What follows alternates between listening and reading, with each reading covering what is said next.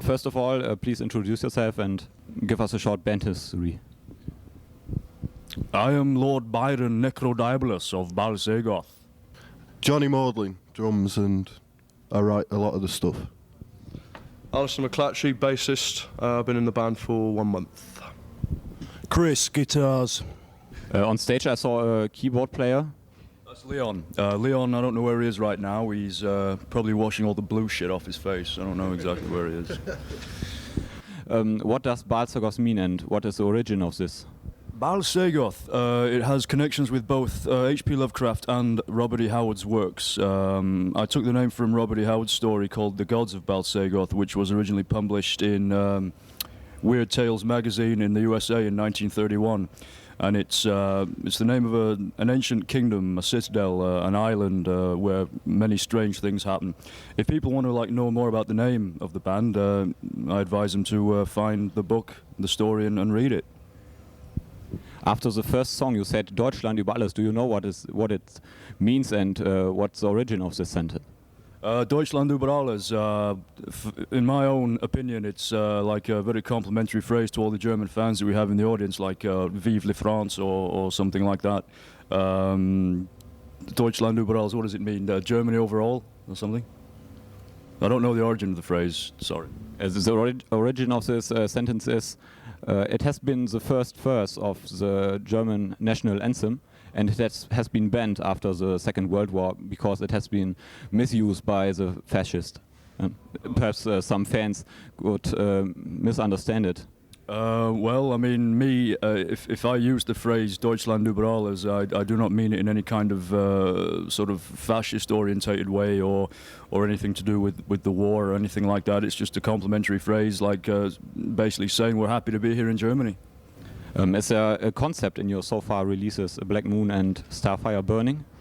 There is a tenuous narrative concept within the actual stories themselves. They're not like full-blown concept albums in any way, shape or form. But a lot of the stories are in fact linked together by a sort of common theme, characters, places, events. They're basically just stories in the purest sense of the term.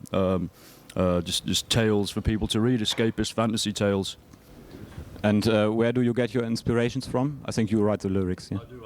I write the lyrics. They come from many places. My favorite authors, old myths and legends, Shakespeare, dreams I've had, anything really. I draw inspiration from a number of sources, fucking thousands of different things. I can't even begin to mention them. How would you describe or categorize your music? Categorize it? Well, that's a deep question and one that I've never been able to answer. Basically, it's the songs are structured like as if the massive orchestral arrangements. It's all done like that.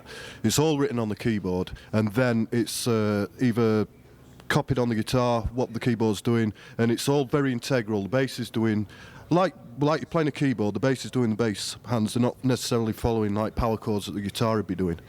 So it's like very integral. If you took one instrument away, the whole sound would collapse and it wouldn't work. So every instrument is essential, and it's just built up like an orchestra, like that sort of thing. And instead of using like one-note melodies like other bands in the genre, like Cradle of Filth, we use big chords more as a background atmosphere rather than an upfront melody taking over the pieces. Were you satisfied with the sound tonight? On stage I had a good sound, yeah. The sound was excellent on stage. We had no problems with the sound at all. I could hear everything. It's a great place to play. Good stage. Good stage. A good stage. The audience could have moved a bit more though. And who is responsible for the songwriting? Well, me and Chris, my brother. The second album took about 30 months to write because like we couldn't settle for like substandard. Everything on the album is like as good as we could possibly get it in the time that we had, and we're very pleased in the way it's all turned out on the second one. Have you gained live experience before this tour, or is it your first live appearance? We did a festival in Belgium in November. and that was pretty cool. We headlined that. But as far as touring, this is our first major tour in Europe. We've done gigs in England, but mainly down in London, just one-off things, either festivals or one-off gigs for various promoters. When was it? 95. I think 95 we supported Moonspell 4 gigs, and we blew them off stage. We supported a cult. The first ever gig we did was a 2-day festival in London with like about 20 bands on the bill. That was cool. But this is our first European tour. I think everybody got a notice of the trouble between Cradle of Filth and Cacophonous Records. Are you satisfied with the work of your record label? At the moment, yeah. It's since Cradle of Filth have left, they've had a big change in the management side of it. Like the guy that was running it before, his brother's taken over and he's a lot more. He's got better business sense and he says things and keeps to his word and everything. Basically, he's promised us is like he's fulfilled his promises, and so far everything we're very happy at the moment with things. Yeah, the label has given us much more of a budget this time. They've promoted the album a lot more. They've like a bigger advertising budget. They've just basically treated us a lot better. And hopefully the next album along the line for Cacophonous will be even more promoted. So we'll perpetuate this trend and become even bigger with the support of the label, because the support of the label is very important. What is the origin of your face painting? It's ancient British pagan war traditions, like the Celts and the Saxons used to anoint themselves with woad before they went into battle. And particularly the area of England where I live, it's characterized by a tribe known as the Pexiton, which means the peak dwellers. And there was a mixed army in that area of England, which consisted of the Celts, the Saxons, and the Norse and the Danes as well. So there was a sort of mixed army of pagan tribes who basically used the old traditions of anointing themselves with war paints before they went into battle. And this is what I do in honor of my ancestors. You also seem to be interested in old weapons. Yes, indeed. Weapons. I've always been interested in archaic weaponry, swords. I've been involved in reenactment, Dark Age reenactment for many years since I was a kid. Swords and such weapons as that they have an ancestral, a spiritual, and a cultural significance to me. And it was only inevitable that I entwined the band with such an image of these swords. Jana ok Blodna seems to be something like a battle cry for you. What does it mean? Jarnok Blodno, or Bloduok Jarna, it's an ancient, really old Svea dialect, which was used around the old British Isles, and roughly translated, it's a very archaic form of the words blood and iron. And do you like the music of the bands you're playing with on this tour? Yep. I haven't had really much time to listen to them beforehand, but I'd say Dark Funeral really is a very intense, aggressive, one of the best black metal bands I've ever seen. The best black metal band, bar none. I don't think there's any black metal band that can even come close to the raw power of Dark Funeral, especially live. They've got possibly the best drummer we have ever seen playing for them, and their whole stage presence is very good indeed. It's the sort of thing. I don't personally like black metal very much, but I love Dark Funeral's music because it's so powerful. Nice guys too, which helps a lot. They're really cool guys. Before we went on tour with them, we thought they were going to have some kind of, black metal attitude kind of thing, but they're just normal guys. We have differences in a religious point of view. Many of them are self-professed Satanists. I'm a heathen. You can never reconcile the two, but that doesn't make any difference because we can still get on. We still have a beer together. It's cool. If you would have enough money, how would the perfect Bal Sagoth live show look like?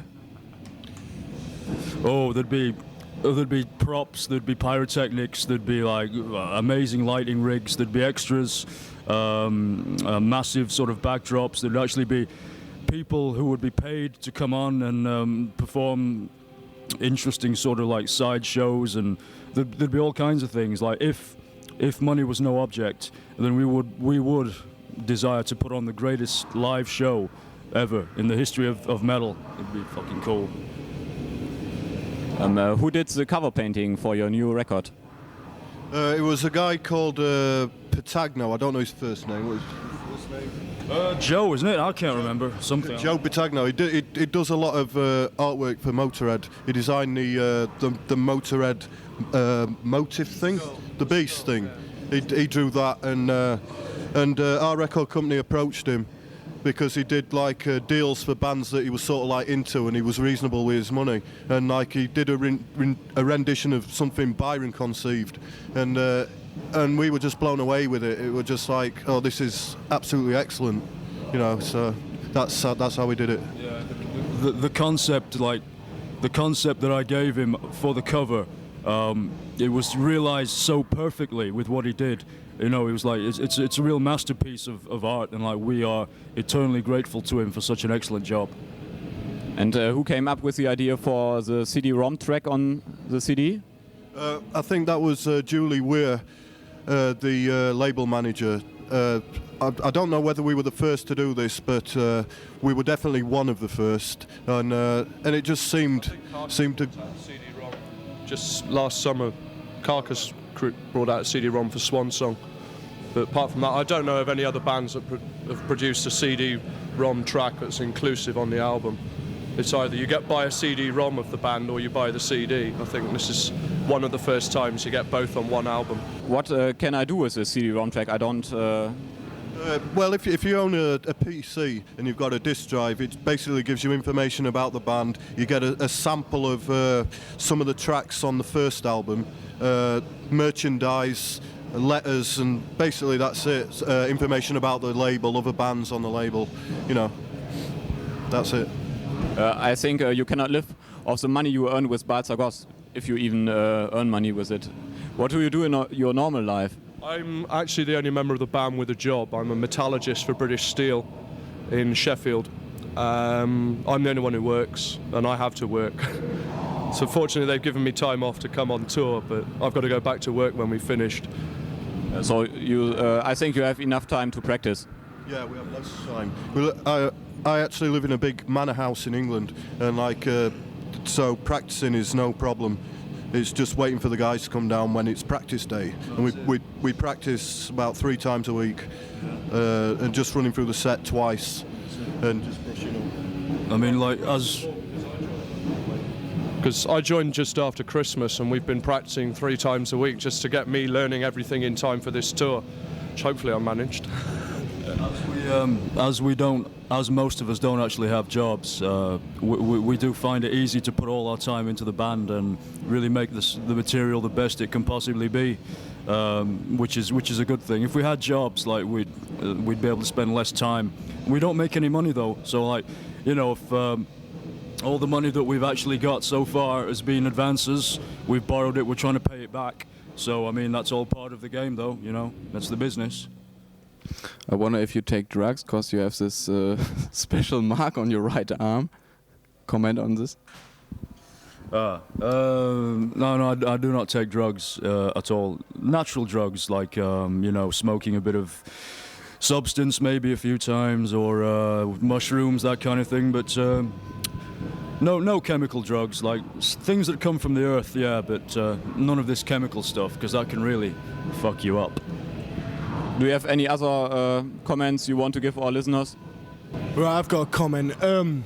We've going on first. We've been opening. We feel a bit hard done by. We would have liked to have been a second band on the bill, but even Dark Funeral thought we were going to be the second band on the bill, and the crowd aren't as warmed up when you go on first. And if you go out there now, probably there'll be a lot more people getting into it just because they've been drinking, and you know, we've been on, and it's a bit of a disappointment, really. Some of the gigs have been good. Paris was superb. Paris was superb, yeah. But we had a support act before we went on, so the crowd were already warmed up. So It's been a common thing with this tour. I mean, because we've never toured before, we just don't know what the audience is. We don't know which countries we're bigger in. We get ideas off different venues and stuff, but like it seems that like especially in Germany, and this is our second gig, that there are people that know it, but there's a lot of people still there who just don't know what's going on. They've never heard it before, and it's just, and they've just been watching, and it's just like, and we've been going for it, you know.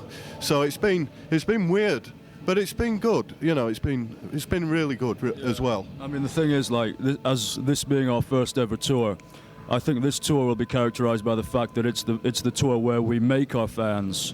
And the second tour, if we ever do another tour, will be the one where we actually play to the fans. I mean, we've been waiting a long time to come to Europe, Germany in particular.